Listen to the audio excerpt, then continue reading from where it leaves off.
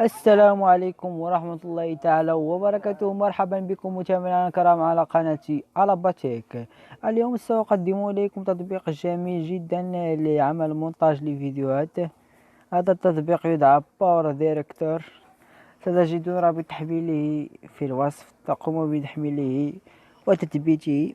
هذا التطبيق جميل جدا، استعمله أنا شخصيا في عمل المونتاج للفيديوهات، أنصحكم به. فهو تطبيق حجمه قليل. سنقوم الآن بالدخول إلى التطبيق. هذا هو التطبيق، نشاهد باور ديريكتور، نسخة جديدة، إصدار الجديد ل 2020. نقوم بالضغط عليه مثلا هذا الشكل.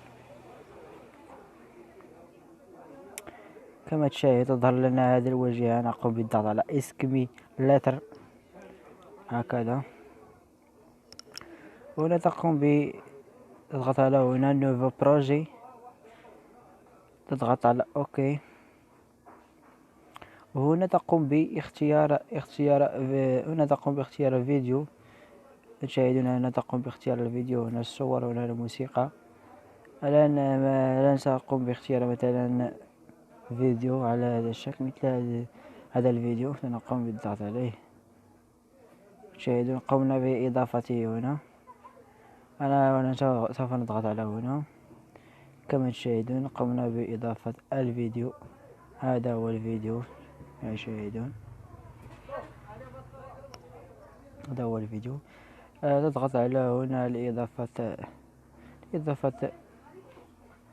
هنا كتابة أو الفيديو آخر أو إيماج.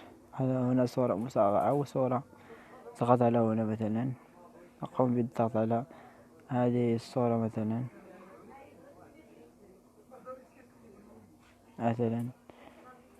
هنا مثلا سوف تظهر لك هذه الصورة. هنا تقوم بتصغيرها وتكبيرها على هذا الشكل.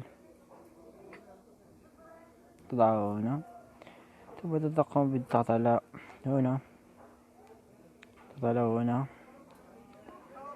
ولإضافة موسيقى أو شيء ما، أو إضافة موسيقى تضغط على هذه الأيقونة الخاصة بالموسيقى مثلا هذا الشكل. ثم تضغط هنا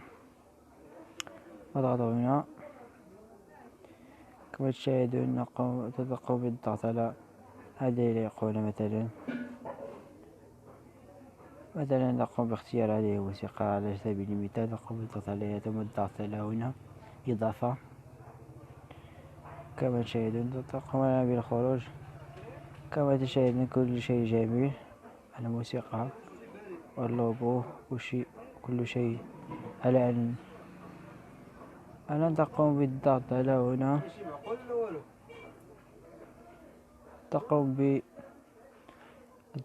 هنا، لإضافة كتابة هكذا. ثم تقوم بالضغط على هنا تتر. ثم تقوم بالضغط على هنا مثلا. هنا تقوم بإضافة كتابة مثلا إخواني أعزاء. نقوم بكتابة مثلا هنا، نقوم بكتابة ألابا. تشاهدون ألابا تيك. بالضغط على هنا سوف تظهر لك على هذا الشكل. تقوم بتصغيرها وتكبيرها، ثم تقوم بوضعها هنا أو هنا مثلا. كان هذا هو نهاية الفيديو. لا تنسوا الاشتراك في القناة والضغط على زر لايك إذا أعجبكم الفيديو، وشكرا لكم.